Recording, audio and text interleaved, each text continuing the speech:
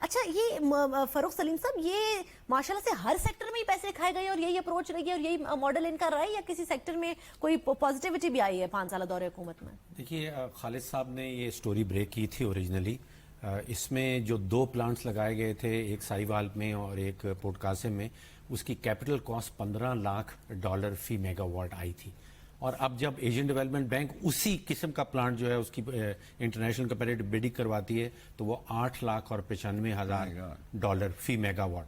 اب آپ ان دونوں کا ڈفرنس جو ہے وہ یا تو انیفیشنسی میں کر دیں یا کرپشن میں نکال دیں.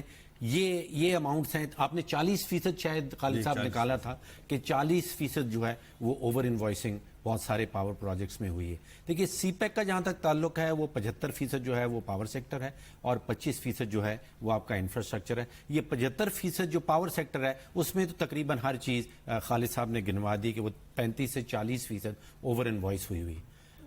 اب یہ سیکٹر ان کا فوکس تو سارا کا سارا پاور سیکٹر ہی رہا ہے.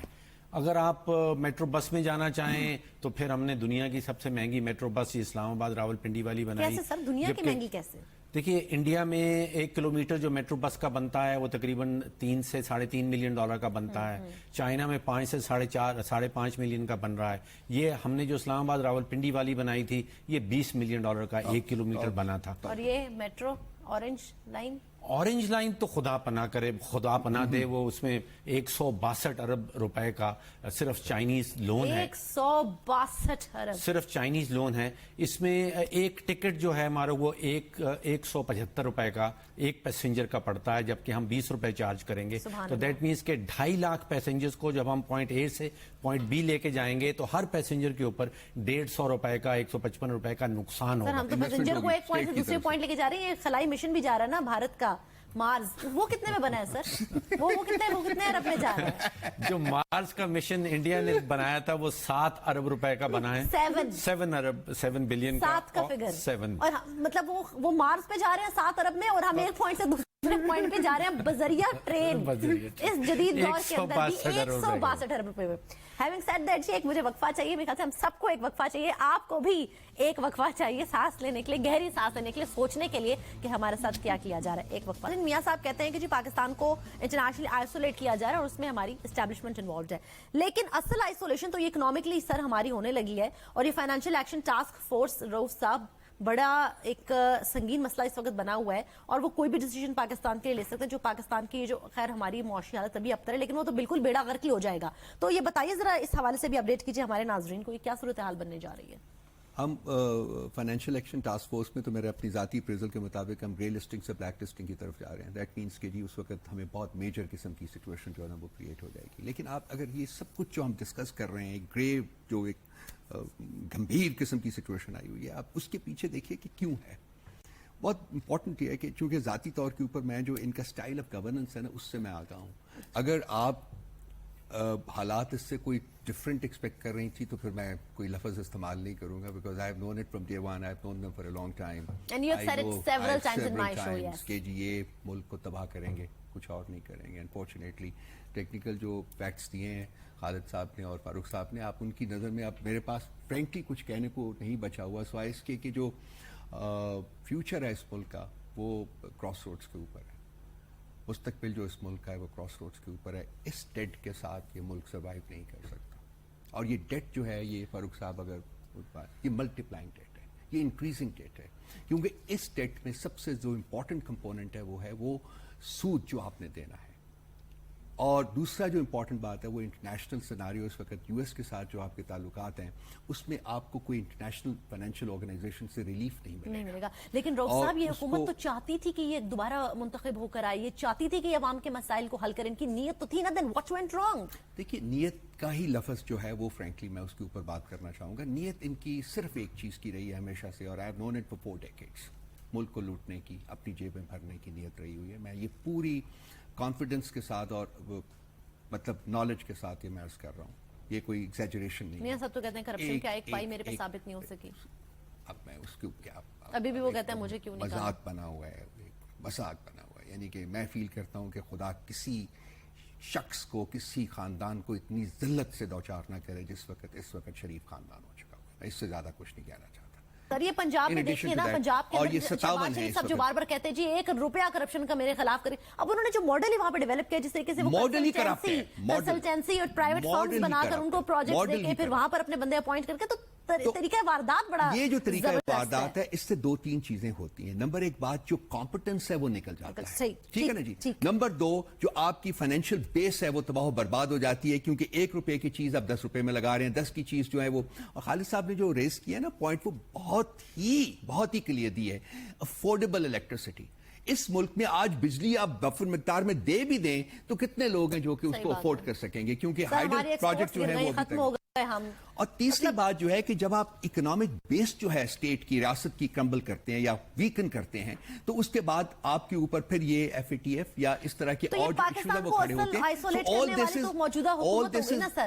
All this is interconnected. और जो टर्म आपने यूज किया वो बड़ी इंपॉर्टेंट है, इकोनॉमिक आइसोलेशन। इकोनॉमिक आइसोलेशन नहीं है, इकोनॉमिक स्ट्रैंगुलेशन है आपका इस वक्त। जो आप कहां जाएंगे। और मैं एक बात और छोटी सी कर दूं, सऊदी अरेबिया अब आपको वो लार्जेस्ट नहीं है कि जी आपको वो कैश देता रहेगा जो पास्ट में देता था, या आपको वो पेट्रोलियम प्रोडक्ट की वो कहेगा जी कि ठीक है डिफर्ड पेमेंट के ऊपर। चीन की जो तरीका वारदात है उसमें वो पैसा नहीं देते, वो बिजनेस में इन्वेस्ट करते हैं।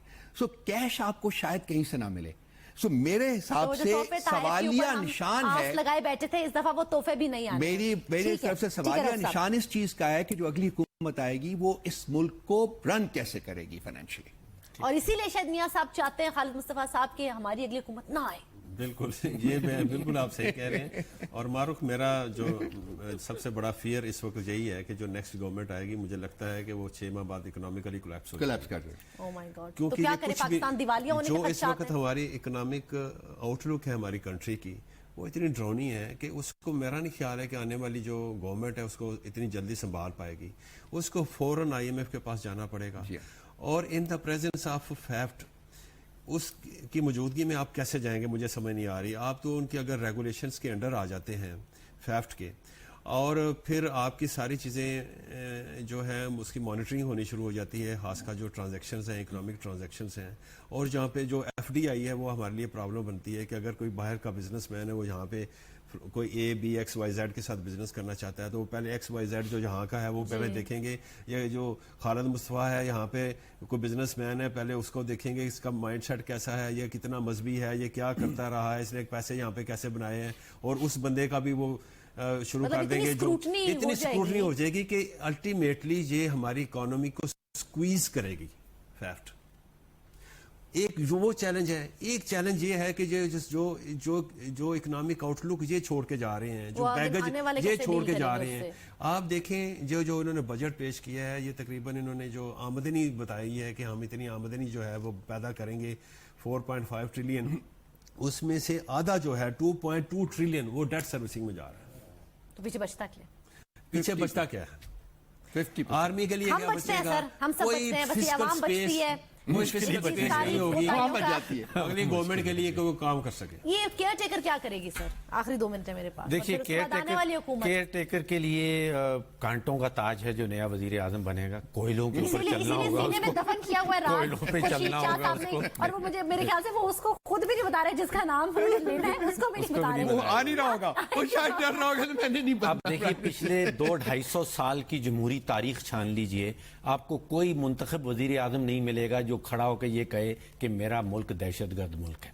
उसके बाद के आप असरात देख लीजिए। अभी आपने गिनवाया कि 1000 पॉइंट्स के कराची स्टॉक एक्सचेंज गिरी, फिर 150 पॉइंट गिरी। ये अगर आप 1 पॉइंट इस वक्त 20 करोड़ रुपए का है। Oh my God. 1 पॉइंट, तो जब ये 1000 पॉइंट गिरती है तो मतलब ये हुआ कि 200 अरब रुपए का नुकसान यहाँ पे एक ऑरेंज लाइन ट्रेन के एक ऑरेंज लाइन एक दिन में आपने अच्छा, अभी जो फाइनेंशियल एक्शन टास्क फोर्स के हवाले से होने वाला है, देखिए फरवरी में हमारे ऊपर जो इल्जाम लगाया जा रहा था वो एंटी मनी लॉन्ड्रिंग वाला लगाया जा रहा था। अब जो countering financing for terrorism, FATF के 2 हिस्से हैं, एक एंटी मनी लॉन्ड्रिंग कहलाता है, एक काउंटरिंग फाइनेंसिंग फॉर टेररिज्म कहलाता है। अब आपका वजीर आजम जो 3 दफा वजीर आजम रह चुका है, वो ये कहता है कि हमने हमला करवाया है नेबरिंग कंट्री में, तो अब आप वो काउंटरिंग फाइनेंसिंग फॉर टेररिज्म की जद में भी आ जाएंगे। तो बेसिकली नवाज शरीफ साहब ने जाते जाते उन्होंने कहा जी हम तो डूबे हैं सनम, तुमको भी ले डूबेंगे, और तुमसे मुराद यहाँ पे एस्टैब्लिशमेंट नहीं है, हम सब है, ये पूरा पाकिस्तान है। ये मैंने थोड़े दिन पहले